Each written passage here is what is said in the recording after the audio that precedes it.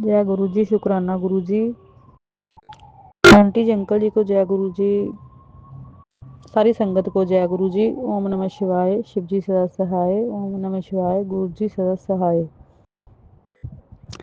बात यह है संगत जी, मेरी देवरानी ना बहुत से ब्लैक मैजिक करती है और वो उसने ना कुछ ऐसा ज्ञान प्राप्त किया हुआ है कि ना वो मन की बात तक जान लेती है। मेरे मन में जो भी बात आती है, छोटी से छोटी बात भी आती है ना संगत जी, उसे पता चल जाता है। जब वो शादी करके हमारे घर में आई तो मैं हैरान सी हो जाती कि मेरे मन की बात इसको पता कैसे चल जाती है। वो मुझसे मुंह से कुछ नहीं कहती थी कि उसे मेरी बात पता चल गई, लेकिन मेरा काम जो मैं मन में सोचती ना, मेरा काम बिगड़ जाता था। कुछ भी सोचती मैं, उससे पहले ऐसा नहीं होता था। लेकिन जब से वो आई थी तब से मेरे मैं मन में जो भी हम सोच लेते हैं, पहले हम सोचते हैं अच्छा हो बुरा हो फिर हम करते हैं। मेरा काम कोई भी काम होता मेरा बिगड़ जाता। तो ऐसे ही क्या हुआ ना, एक पंडित जी थे, उनकी एक दो बार ना मैंने उनसे पूछा तो मुझे ना उनकी पूछे ऐसे लग गई, मेरा काम बन गया। तो मेरी देवरानी नई नई थी जब वो आई थी, तो मैंने मन में ना ऐसे ही सोच लिया कि चलो हमारे हाथ में तो अच्छा पंडित लग गया है, अब इसी से पूछ लिया करेंगे। और जो हमारे पैसे हम देते हैं ना, इसको फीस देते हैं, चलो हमारे पैसे वसूली हो जाती है, हमारा काम बन जाता है। तो आप हैरान मानेंगे संगत जी, यकीन नहीं मानेंगे, जब मैं ना उस पंडित के पास दोबारा से गई, उसकी आंखें, उसका स्वभाव, उसका नेचर ही बिल्कुल चेंज हो गया। पता नहीं मेरी जे जो देवरानी है ना, वे भूत प्रेत दूसरी चीजें भी जे पीछे लगा देती है। तो पता नहीं से ने उस पंडित के दिमाग पर ऐसा क्या किया, क्या उसके पीछे नेगेटिव एनर्जी लगाई, जबकि जे उसका नाम भी नहीं जानती थी, वो पंडित कहाँ रहता है ये भी नहीं जानती थी। मैंने अब मेरे दिमाग में सिर्फ सिर्फ उस पंडित की शक्ल थी, उस शक्ल से, उस चेहरे से ही उसने कुछ ऐसा कर दिया कि उस पंडित का दिमाग ही घुमा दिया।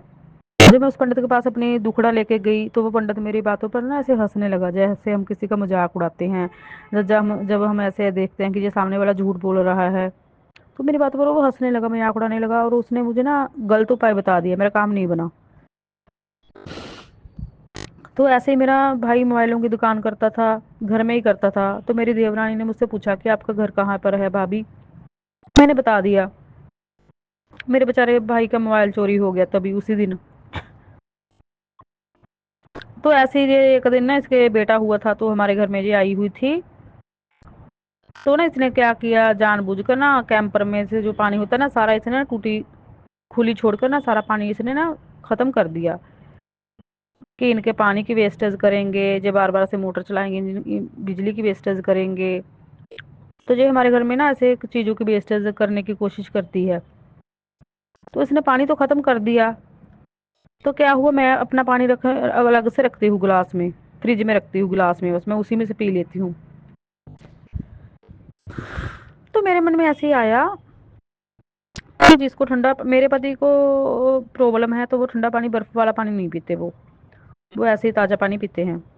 कि मेरे पति को भी नहीं पीना और मेरा पानी अलग से रखा हुआ है। मेरे मन में जस्ट ये छोटा सा ख्याल आया संगत जी कि जिसको पानी पीना होगा ना वो बर्फ ऐसे ही डाल रहे लेंगे, जिसको पीना वो बर्फ डाल लेंगे अपने पानी में।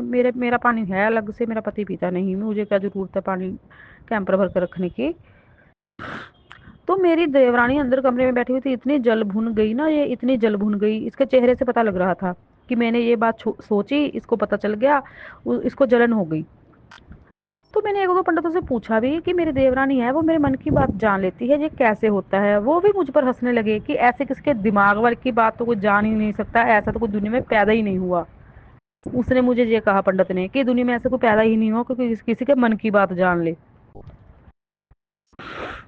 लेकिन मेरे साथ तो ये हो रहा था, मैं बड़ी अचंभे में थी कि ऐसा कैसे हो सकता है। तो आप ये देखिए, गुरु जी की कृपा से मेरे सामने यूनिवर्स का मैसेज आया, और यूनिवर्स के मैसेज भी मुझ पर कुछ कुछ मेरी ज़िंदगी से रेजोनेट हो जाते हैं। वैसे तो मैं कोई भी सत्संग सुन लूँ संगत जी, कोई ना कोई एक बात ऐसी होती है जो मेरी ज़िंदगी से जुड़ी होती है, रिलेटेड होती है। कोई ना कोई तो एक आधा सत्संग ऐसा होता है उन सत्संग में। तो उसमें क्या लिखा हुआ था यूनिवर्स वाले मैसेज में, कि आपके घर में एक महिला है, वो आपके मन की बात पढ़ लेती है, जान लेती है। उसने ऐसा ज्ञान प्राप्त किया हुआ है, उसने चाँद को अपने कदमों में रखा हुआ है, कि उसने चाँद को अपने कदमों में रखा हुआ है।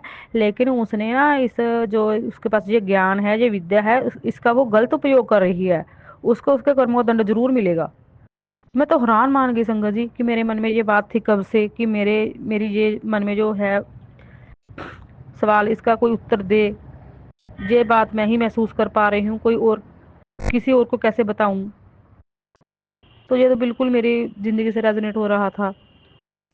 इसी तरह गुरुजी ने भी मुझसे कहा कि जब से तुमने अपनी जिम्मेवारियों को, जिस दिन से तुम्हारी शादी हुई है, ये घर में आई है, मुझे गुरुजी का मैसेज आया कि तुमने अपनी जिम्मेवारी को पूरी शिद्दत से निभाया है।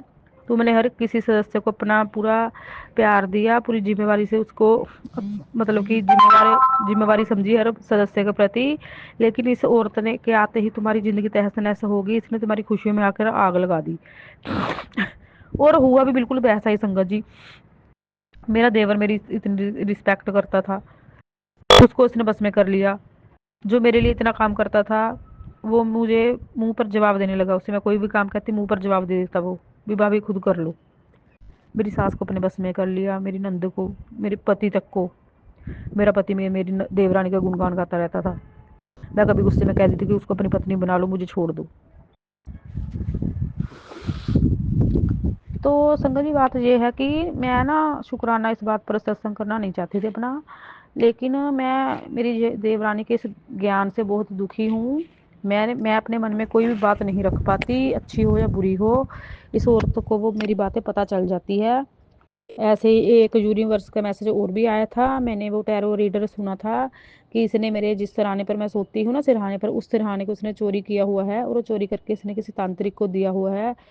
और उसने सराहाने के कवर पर ना कोई तांत्रिक विद्या कर दी, जिससे मेरे दिमाग की, सिर की, जो भी दिमाग में बातें आती हैं मन में, तो इसे उस तरीके से भी पता चल जाती हैं। इसने मेरे सराहाने का कोई कवर चोरी किया हुआ है। तो संगत जी मेरा बस मकसद ये था आप तक ये मैसेज पहुंचाने का, कि हम हैं मतलब कि ब्लैक मैजिक से बिल्कुल अनजान थे हम, और हम गुरुजी से भी अनजान थे, गुरुजी को भी हम नहीं जानते थे। लेकिन जब से गुरुजी आए हैं, उन्होंने हमें ब्लैक मैजिक के बारे में बताया कि ब्लैक मैजिक बेटा होते हैं और तुम पर होते हैं। और ब्लैक मैजिक किस तरीके से होते हैं, हमारी ज़िंदगी किस तरीके से बर्बाद होती है, ये भी बताए।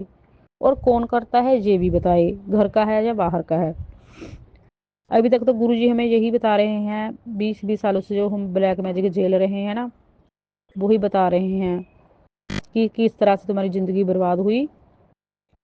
और अब मैसेज आने लगे हैं कि जिसने तुम्हारी ज़िंदगी बर्बाद की, उसको पानी भी नसीब नहीं होगा। तुम्हारी घर की 2 औरतें हैं वो। अब ये भी मैसेज आने लगे हैं गुरुजी के। पहले गुरुजी ने हमें ये बताया, हम तो बिल्कुल अनजान थे, आंखें बंद थी, सोए हुए थे, कि उन्होंने तुम्हें ऐसे बर्बाद किया ब्लैक मैजिक की वजह से। अब उनको दंड मिलेगा। जब दंड मिलेगा तो वो हम खुद ही देखेंगे, वो हमें पता चल जाएगा जब दंड मिलेगा। तो संगत जी अपने शत्रुओं के बारे में बताने का, जब उनके ब्लैक मैजिक, जब वो किस तरीके से ब्लैक मैजिक करते हैं, जब हम कहते हैं ना, हम बताते हैं, आदि शक्ति तो उनकी ऐसे ही खत्म हो जाती है। ये तो हमारा इतनी बड़ी संगत है, पता नहीं कहाँ कहाँ सत्संग जाएगा, कौन कौन सुनेगा।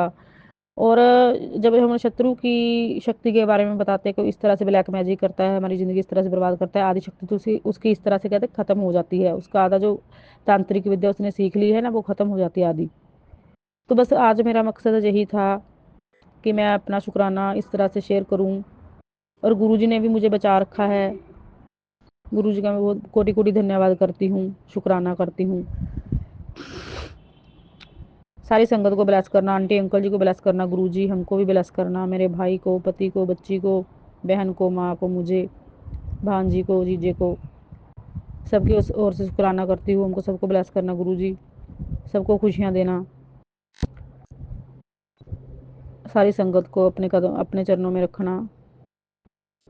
जय गुरु जी, शुक्राना गुरु जी। ओम नमः शिवाय। शिव जी सह सहाय। ओम नमः शिवाय। गुरु जी सह सहाय।